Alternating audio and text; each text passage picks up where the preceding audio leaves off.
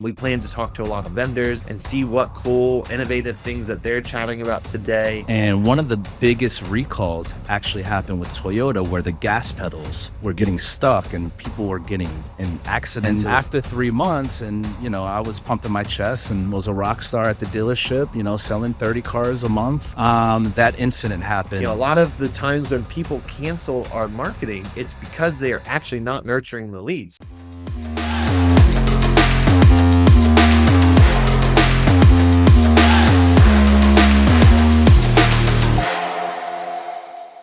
Welcome to the Car Dealer AI Show, our newest invention to bring to all car dealerships and vendors in the automotive space, anybody who's interested in AI topics and how they're influencing car dealerships today. We're going to talk about how vendors are impacting the industry, how technology broadly is impacting the industry, and how manufacturers and technologies inside of vehicles is actually going to impact how dealerships are selling vehicles today. This isn't necessarily episode 1. This is pre-episode 1, where we just want to pin something at the bottom of our channel that people can reference just to know who we are. So to kick that off, Charles, could you quickly introduce yourself? Yeah, I'm Charles Jones. Oddly enough, I like to say that I'm a dinosaur in this industry. I've only been in automotive, so I started selling cars this was before AutoNation, for Mr. Mike Maroney and Maroney Autos. And that started about 2006-ish. I was a broker buying cars from many different dealerships. It's actually like before Carvana became Carvana. I was doing that from like a brokerage standpoint. And then I ended up working for one of the stores or a few of the stores that I was actually getting fleet deals from.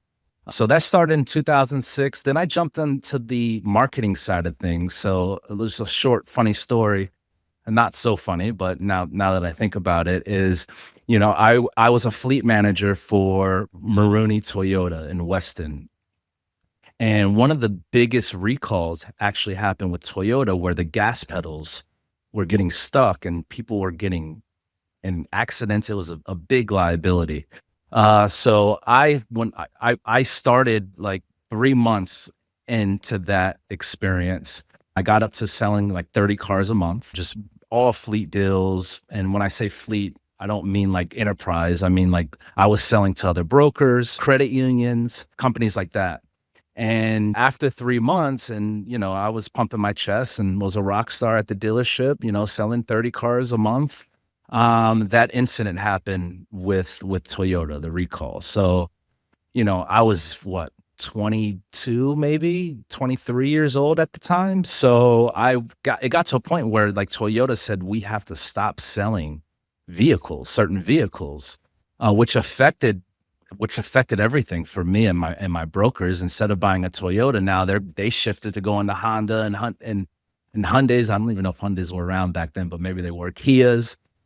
So I had a family still to support. So I had to look for another avenue. And that's where I jumped on the marketing side. So then I had a buddy at the time whose father is a prominent in the industry. His father had an advertising agency in Georgia, and he came over to help his father more to be like the CFO role, but had a sales division where direct marketing was a big focus. So when I reached out to him and let him know kind of what was going on, he always knew I was selling cars. He said, "Hey, would you want to maybe come up and take a look at what we have and what we're doing here? It's all focused actually for car dealerships." So I went ahead, I packed up, did the drive, made the trip, saw exactly, what they were doing, and thought it was a huge opportunity to take advantage of. So I did that. So I made the leap quickly. In 4 or 5 months, I excelled to a very high level and knew that automotive marketing was going to be my career for a long time. So I was with them for about 9 years, and then I branched out on my own, on our own, I should say. But first, it was just myself. So I started my own direct marketing agency, excelled in that very quickly. And that was what? That was 2015, I want to say.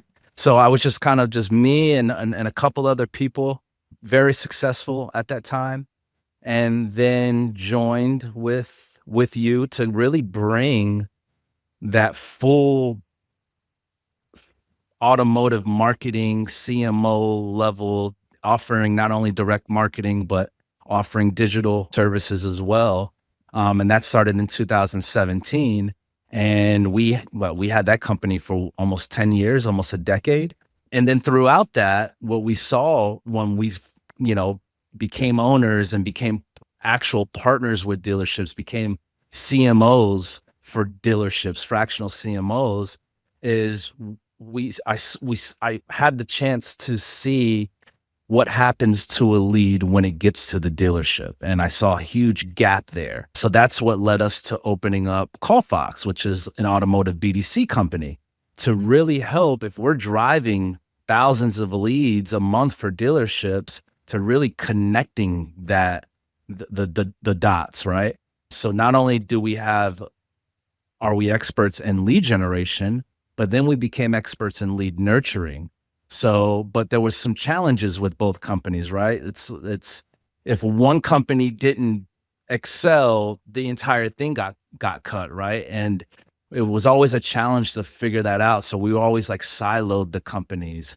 But now with AI being so prevalent in the space, I myself, and I'm sure you can agree, looked at this as an opportunity to really bring both of those concepts together, and it's been beyond fascinating to kind of watch and build. So with that being said, that's a little bit of background about me.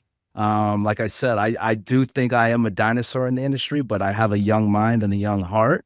So I'm always fascinated by technology and innovation. Why don't you kind of give us a little bit of background about yourself, John, and kind of how all this kind of came together? Yeah, yeah. Really quick, I don't even think I know the answer to this question, but when you say dinosaur, what year did it start? What was that first year in automotive? So it was 2006, maybe a little bit before that, maybe a little bit of 2005, 2006 when I started to sell cars.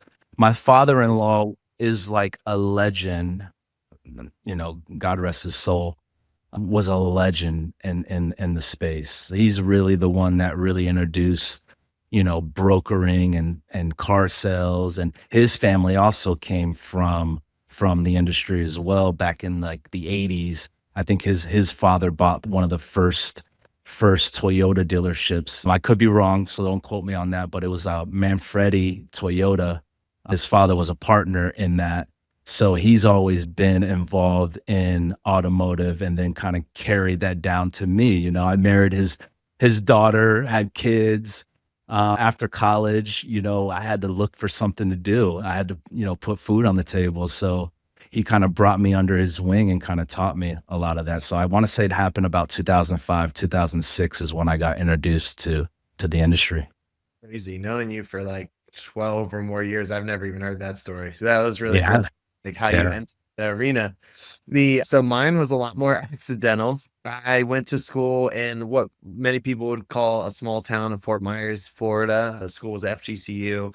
And I get out of college, I'm serving tables at a big country club, and I was like, hey, I want to do something. So I started my entrepreneurial journey initially, started a company called Magnetic Marketing that offered just paid search mainly, paid search and websites. And I was kind of faking it till you make it. I was learning on the client's budget. I was actually picking up a lot of my clients to me posting on Craigslist and responding to Craigslist ads. So that kind of shows like I graduated in 2012. That kind of dates like the acquisition strategies back then.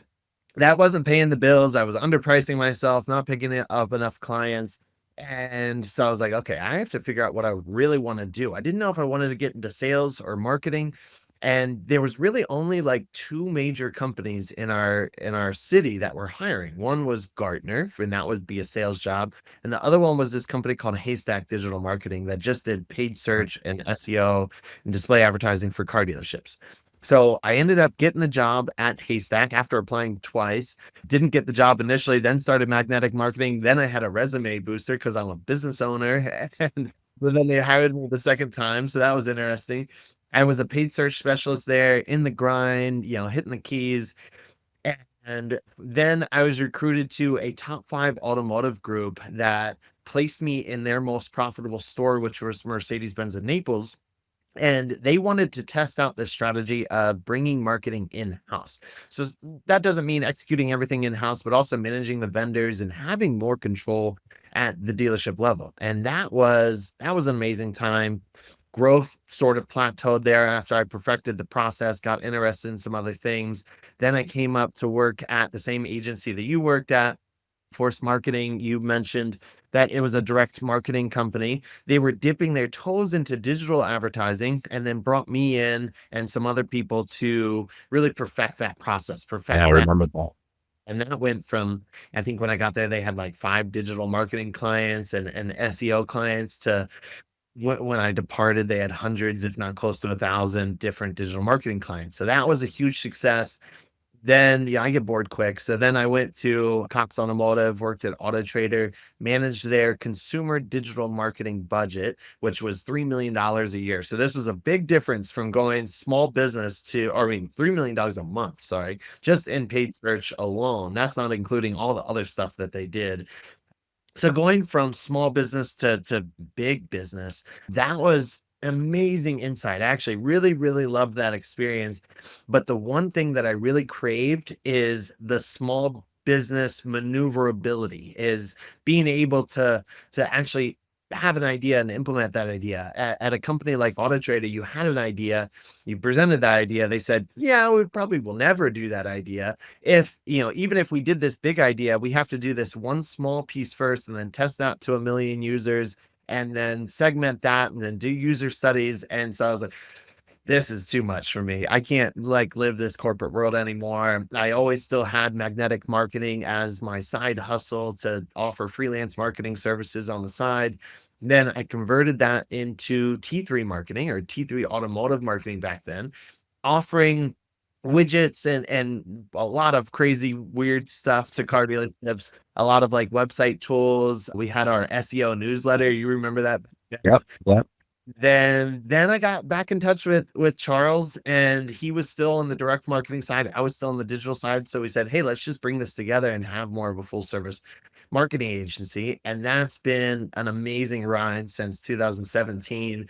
He mentioned some of the other endeavors that we did, but we started, I can't even list all the companies we've started since we came into business together, but I think some of the hot ones were OptiAuto, and which was websites for car dealerships. We did that for a little while, butted heads with like OEM approval sites, and tried to create this custom offering of custom websites for car dealerships. That was an amazing experience. And then yeah, I think COVID is what really created the call file journey. Is BDCs were laying off all their BDC agents, and we said, look, our business isn't really suffering during COVID, God bless. And so we started bringing in a lot of these BDC agents and said, a lot of the times when people cancel our marketing, it's because they are actually not nurturing the leads. So what if we just fix that gap? And so we were successfully able to do that.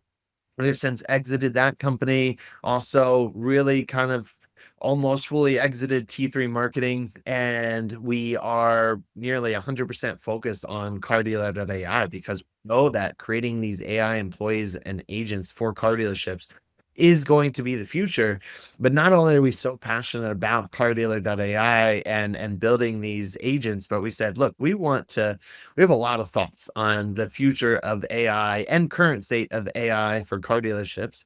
So that brings us to here today, which is the cardealer.ai show, or Car Dealer AI show, where we intend to bring on a lot of guests. Charles and I are going to talk and go through our topics, more like what's happening, what themes are happening, what news events are happening. But also, we'd like to invite anybody watching this today to reach out and be a guest as a podcast guest. We have already recorded a handful of dealership interviews with BDC managers, general managers, owners of car dealerships. We plan to talk to a lot of vendors and see what cool, innovative things that they're chatting about today. Yeah, just really excited to sort of build a community around just AI in car dealerships. So if you like content like this, again, this video is really just so that you know who we are when we're talking in front of you and showing that we're experts in this industry and especially in lead gen and marketing and how we're going to transform that all into AI and currently doing that and we'll continue doing that. Like, subscribe on this video and follow us along for this journey. We're excited to see more of you, everybody.